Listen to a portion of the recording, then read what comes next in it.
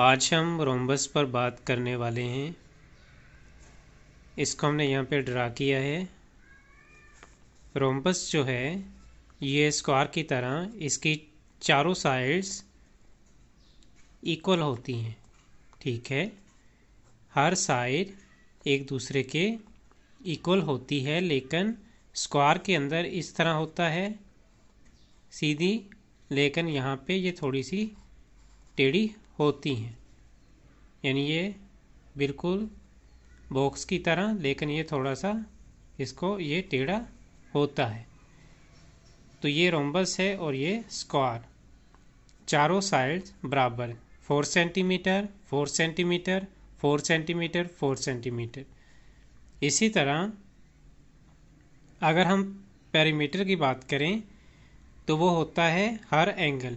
For example ये भी L है, ये भी एल है, ये भी एल है, ये भी एल है, यानी हर तरफ पेरीमीटर है, एंगल है, और इन्हीं एंगल से मिलके ये रोम्बस बनी है।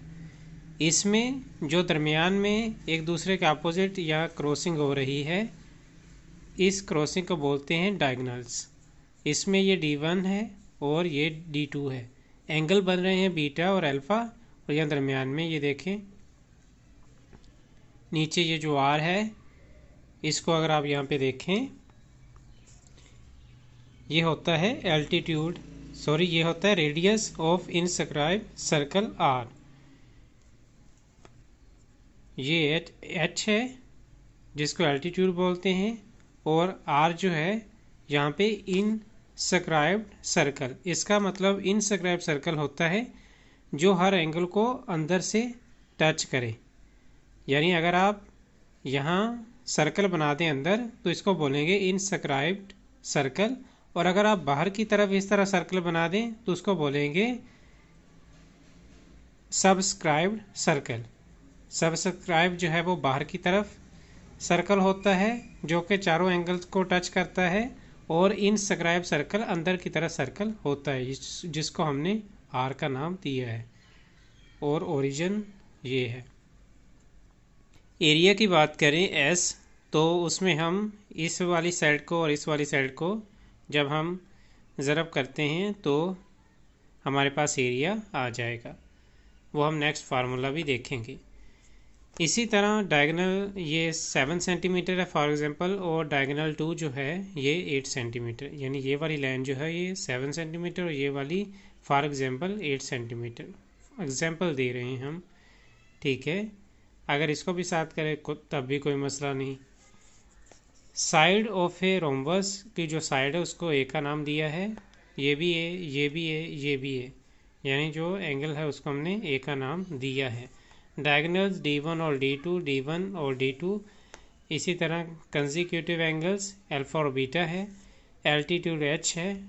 Radius of inscribe circle R, पहले बताया आपको, अंदर की तरफ जो सर्कल होता है। पेरीमीटर L है। एरिया S है, ठीक है। एरिया निकालने के लिए लेंथ और विड्थ को मल्टीप्लाई किया जाता है। अल्फा प्लस बीटा को करें तो 180 डिग्री आएगा, ठीक है। D1 स्क्वायर और D2 स्क्वायर को जमा करें, डायगोनल 1 और डायगोनल 2 को स्क्वायर करें तो इसका मतलब 4A स्क्वायर के हर तरफ 4A है। H है A sine alpha, D1 D2 by 2A। H निकालने के लिए क्या है, H निकालने के लिए क्या है, D1 D2 by 2A। R जो है H/2 आ गया, ठीक है। R के लिए H/2, D1 D2 by 4A। ये देखें D1 D2 बाई 2A, ये 4A। H निकालने के लिए 2A, R निकालने के लिए 4A is equal to A sine alpha by 2। A sine alpha अकेला था H के लिए, R के लिए A साइन अल्फा बाई 2।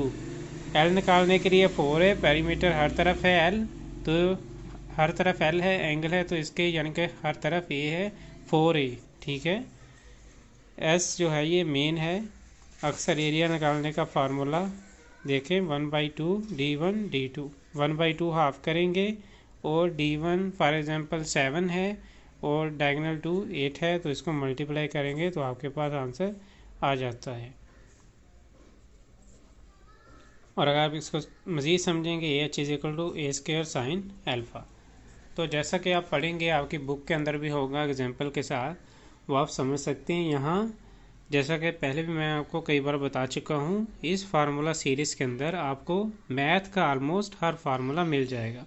इस सीरीज़ के अंदर आप सर्च कर सकते हैं किसी भी मैथ के फार्मूला को और आपके सामने वो फिगर और फार्मूला आ जाएगा।